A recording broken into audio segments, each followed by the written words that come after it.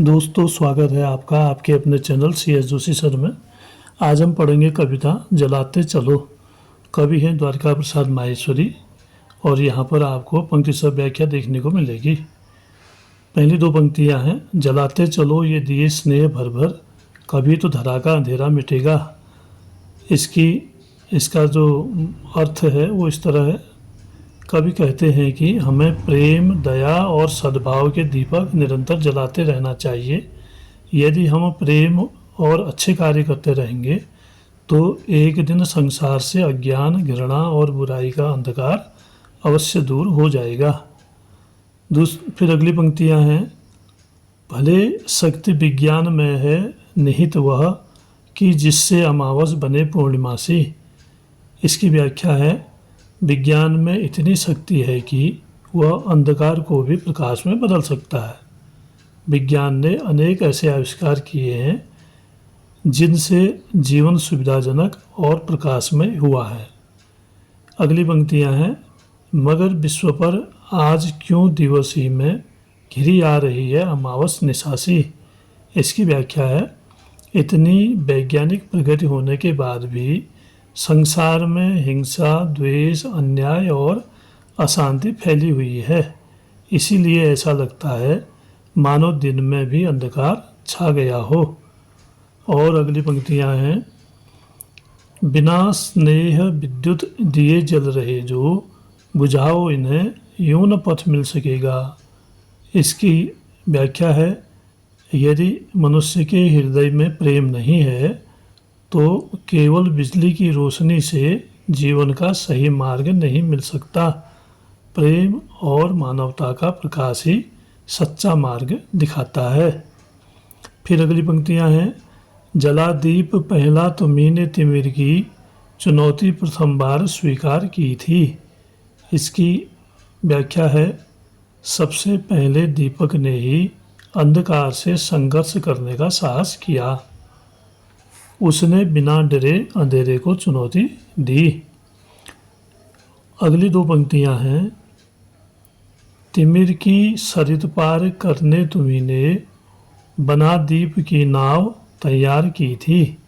इसका अर्थ है, दीपक ने अंधकार रूपी नदी को पार करने का साधन बनाया, अर्थात उसने लोगों को अंधकार से निकालकर प्रकाश की ओर ले जाने का कार्य किया। अगली दो पंक्तियां हम देखते हैं, बहाते चलो नाव तुम वह निरंतर, कभी तो तिमिर का किनारा मिलेगा। इसकी व्याख्या है, हमें अपने अच्छे कार्य लगातार करते रहना चाहिए। निरंतर प्रयास करने से एक दिन सफलता अवश्य मिलेगी और अंधकार समाप्त हो जाएगा। फिर अगली दो पंक्तियां हैं, युगों से तुम्हीं ने तिमिर की शिला पर, दिए अनगिनत हैं निरंतर जलाए। इसका अर्थ हम देखते हैं, प्राचीन काल से ही मनुष्य अंधकार और बुराइयों से संघर्ष करता आया है। उसने हमेशा ज्ञान और आशा के दीप जलाए हैं। अगली दो पंक्तियां हैं, समय साक्षी है कि जलते हुए दीप, अनगिन तुम्हारे पवन ने बुझाए।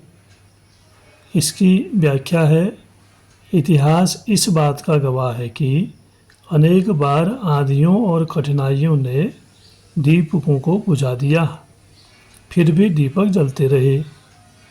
और अगली दो पंक्तियां हैं, मगर बुझ स्वयं ज्योति जो दे गए हुए, उसी से तिमिर को उजिला मिलेगा।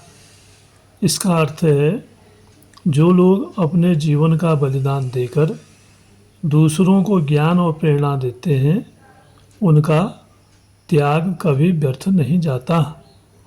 उन्हीं के कारण संसार में प्रकाश फैलता है। और अगली दो पंक्तियां हैं, दिए और तूफान की यह कहानी, चली आ रही और चलती रहेगी। इसकी व्याख्या है, अच्छाई और बुराई, दिए और तूफान, यानी दिया अच्छा और तूफान बुरा, ये समझा गया है। इसी तरह प्रकाश और अंधकार, का संघर्ष सदा से चलता आया है और आगे भी चलता रहेगा। अगली दो पंक्तियां हैं। जली जो प्रथम बार लो दीप की, स्वर्ण सी जल रही और जलती रहेगी। इसकी व्याख्या करते हैं। जो प्रकाश पहली बार जला था वह आज भी लोगों को प्रेरणा दे रहा है और भविष्य में भी देता रहेगा। और अंतिम दो पंक्तियां यहाँ पर हैं। रहेगा धरावर दिया एक भी यदि, कभी तो निशा को सवेरा मिलेगा।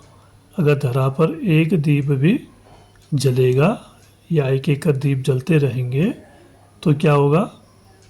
एक भी व्यक्ति प्रेम, सत्य और मानवता का दीप जलाए रखेगा तो एक दिन अंधकार अवश्य समाप्त होगा और उजाले का नया सवेरा आएगा। तो दोस्तों, ये थी इस कविता की व्याख्या। और अब देखते हैं इस कविता का संदेश। कवि क्या कहना चाहता है वो यहाँ पर दिया गया है। यह कविता हमें सिखाती है कि प्रेम, मानवता, साहस और सत्कर्मों का दीपक कभी नहीं बुझना चाहिए। निरंतर प्रयास और सकारात्मक सोच से एक दिन अंधकार पर विजय अवश्य प्राप्त होती है। तो दोस्तों, ये अर्थ लिखने से पहले आप संदर्भ लिखेंगे, प्रसंग लिखेंगे और उसके बाद इस व्याख्या को आप पंक्तियों के अनुसार लिखेंगे।